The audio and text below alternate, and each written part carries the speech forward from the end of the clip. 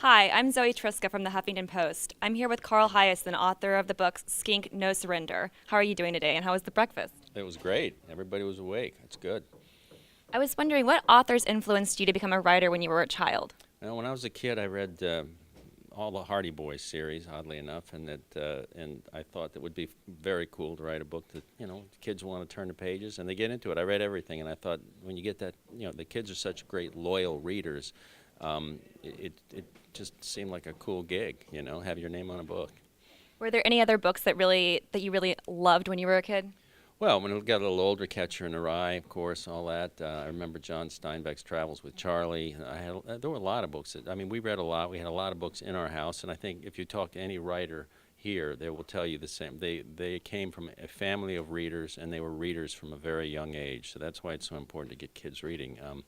You get hooked on it. And what do you think, what would you recommend is the best way to get kids to read more?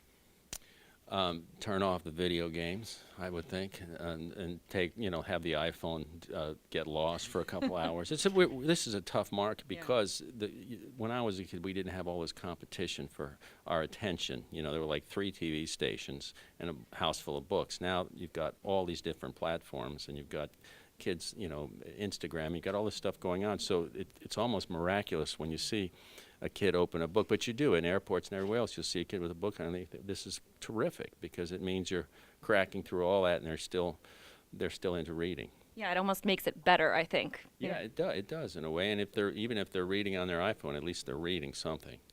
That's definitely true. This is Zoe Triska for Book Expo America.